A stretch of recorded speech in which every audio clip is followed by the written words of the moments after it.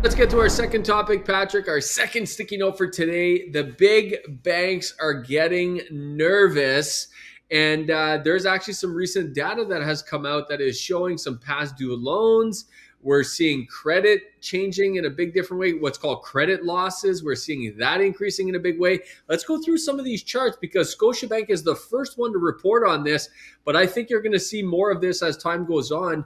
And it's very, very interesting what's going on right now. And you called it. This is, listen, I'm always at you for your Patrick predictions, but when you're right, I tell you that you're right. And you did a couple, I forget how many months ago. I think it was probably August, September. You talked about how the OSFI was starting to tell the banks to increase their reserves because you said some of these credit losses are going to be hitting the banks hard towards the end of this year. And now this data is coming in. So a good Patrick prediction. Let's give Patrick that point. Check one for Patrick. Yeah, it wasn't quite a slam dunk, but this is pretty easy to foresee when we look at what's going on in the world, when we look at what's going on economically, understanding the impact of interest rates differently than just cutting back on CPI. When we look at the cost of living, the cost of taxes, all of these things. So this is actually pretty easy to foresee what's going to happen. What's interesting about this, JG, is Scotiabank was the first to start to publish these numbers and then to really increase quite dramatically their reserve fund, but all of the other banks will follow. It's to say this: the banks are very pessimistic. They're very cautious about what they're seeing into the future. Now, hopefully they're wrong. Just because the banks are doing it doesn't mean it's going to come to fruition, although generally they're pretty good at making these calls because they're seeing the data in behind the scenes. They're seeing what is happening. I agree that this will, in fact, be necessary, what they're doing in terms of increasing those reserves. But I think that we're starting to see, as you look at this, you look at mortgage payments lagging, or you look at the lines of credit, all of those things that are lagging, people are not paying within that 90-day period of time. Here's the thing. I think we're just at the beginning of it. I think it's going to get far worse. Now, I want to say this, though, Patrick, because you and I are huge about this. I hate percentages for this exact reason. Because you look at and this is what the headlines are going to be screaming, and everybody listening to this show have got to understand this. Like the mortgages that are in this graph here, loans 90 plus past due days as a percentage of all loans, mortgages are up 78%, which makes for a hell of a splashy headline. And you can see here, and now, first of all, it has been trending up. As you can see from 2020, end of 2022, it has been slowly trending up and is definitely up, but up 78% because the numbers are so little. We're talking about 0.14 of a percentage versus 0.16 of a percentage. Just drives me crazy, Patrick, how they do this. But nonetheless, you can see the trend, and the trend is clear as can be. And that is definitely something that's not trending in the right direction.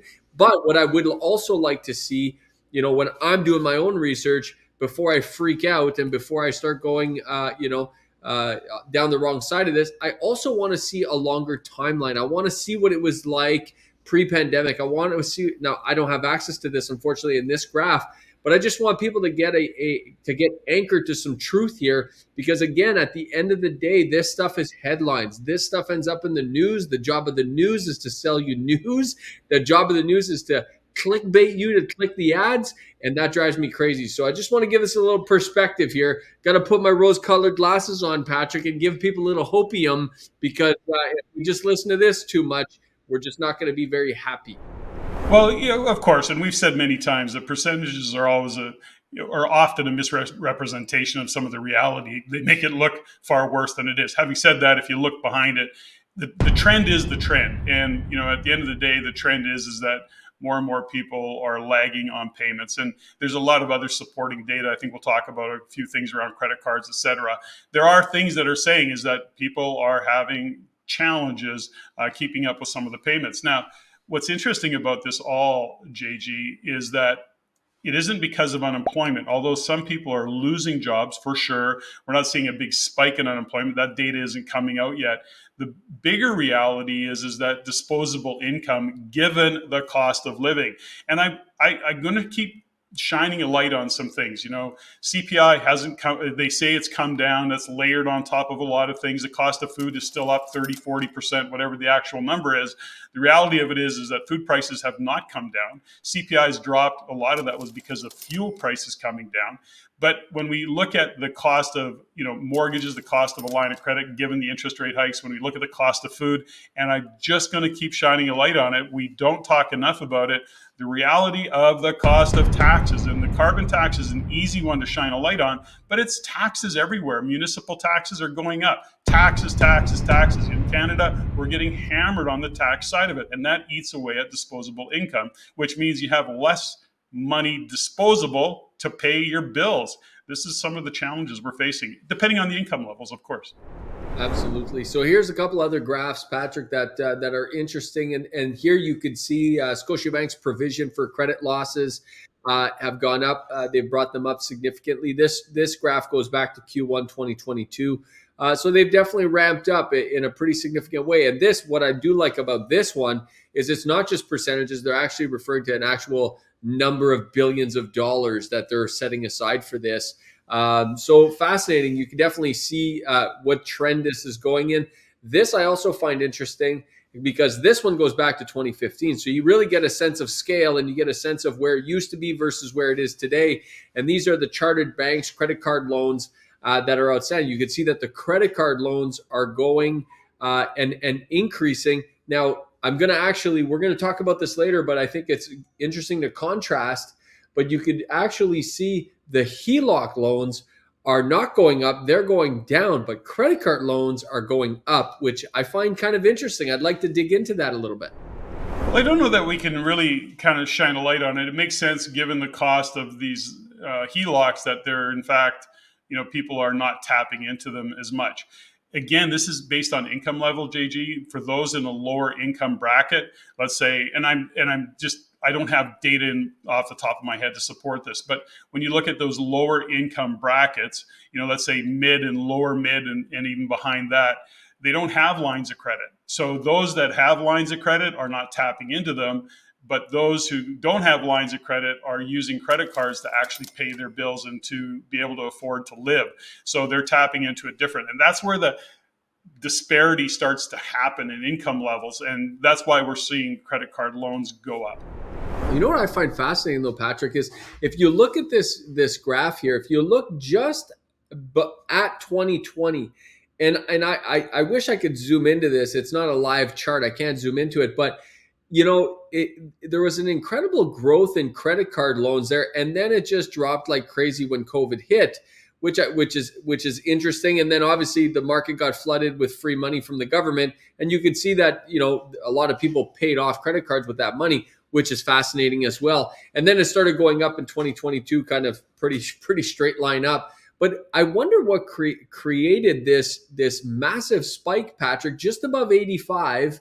And how it jumped up to like 90, 91 perhaps, like from 86 to 91, just at the end of 2019, early 2020. That was before COVID. That was before the shutdowns. Yeah. And you know, we have to go back and look at data back then. But when we look at what was happening in 2019, when we actually come off the tail end of 2018 through 2019, we were actually starting to see a negative shift in the economy, in some parts of the economy. So as much as we've forgotten what was really going on back there, because it wasn't really bad, but it was starting to trend and starting to shift. So that's what was happening in 2019. Then, of course, the pandemic hits and everybody forgets about what was going on in 2019 economically. But if we actually looked at what was happening back then, we were starting to see a shift in the economy that was not positive. So that was what was going on back there. So I'm not surprised, actually, when I think about it, I'm not surprised to see that tick up. Interesting. Now let's look at two more graphs in this segment here, and that is mortgage delinquency rates. Now, just so everybody knows who's watching this show,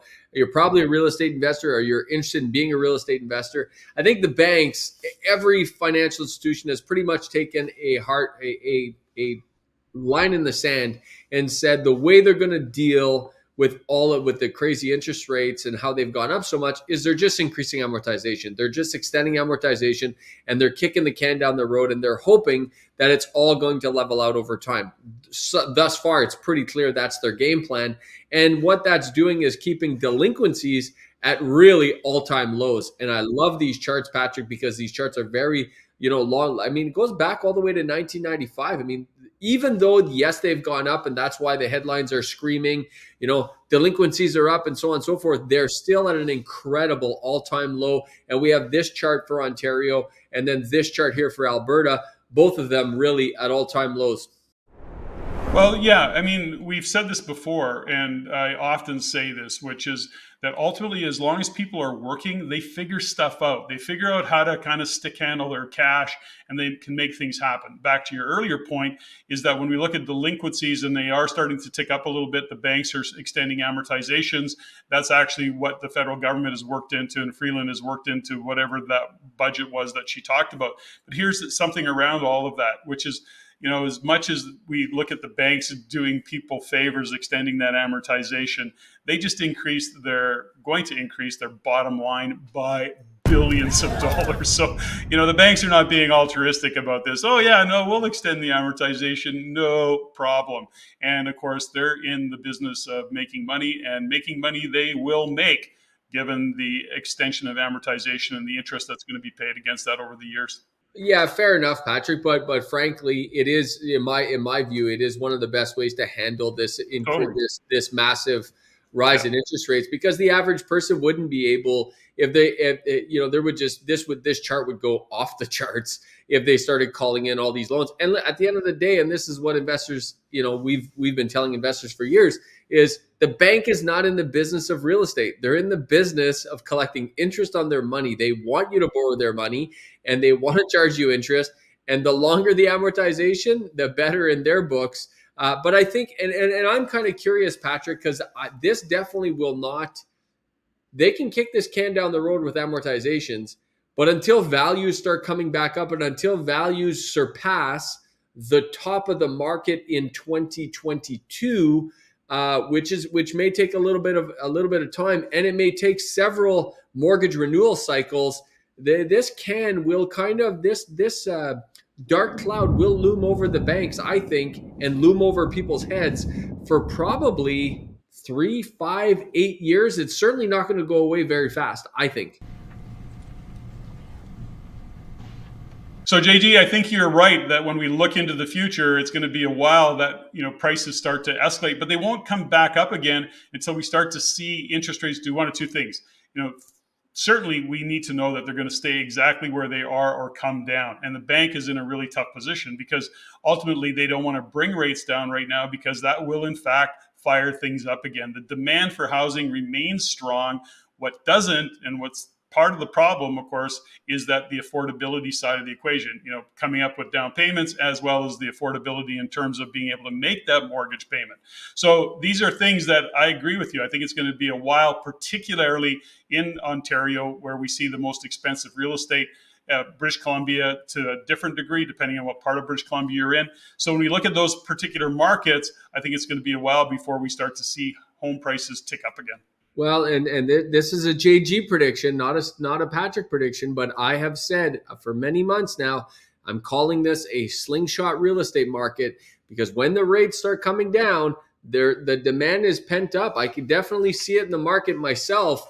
There's definitely some pent up demand. People are on the sidelines waiting to get back in. So you can expect house values and prices to come up really, really quickly.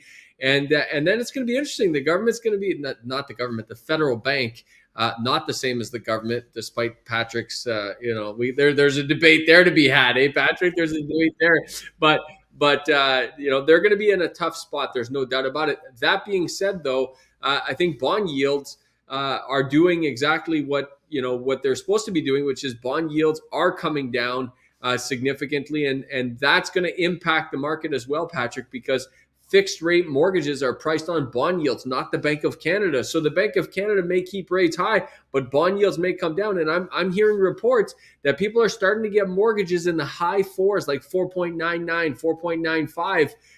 That changes things. You're not seeing sixes and sevens anymore. It's a whole lot more exciting in the high fours than it is in the six and sevens.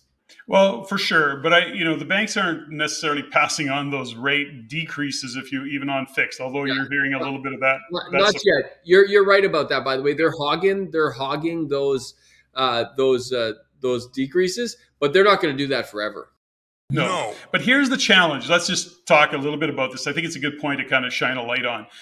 First and foremost is if they bring rates down, then of course we know that housing will start to take off again, given that pent up demand. We'll start to see big increases in real estate and the whole story will repeat itself. But here's the challenge that we face is that if they don't decrease rates, given the fact that, and we talk about this a lot, is that our economy is debt driven. In other words, we are consumer debt driven. We are driven by what we're doing in the housing market, and we've slowed housing down, and we've slowed builders down, and we've slowed all of that down. Well, now we're going to have another problem the Bank of Canada is going to face, and the government, which is to say, now what do we do? The economy has slowed down. We know that as soon as we, given immigration, given the demand, as soon as we lower rates to kind of get the economy going again, it's going to drive housing prices. So they are in a real quandary in terms of what they're going to do. It'll be interesting to see the decisions that get made. Oh, don't worry about that, Patrick. By that point, the Conservatives will be in power. We'll have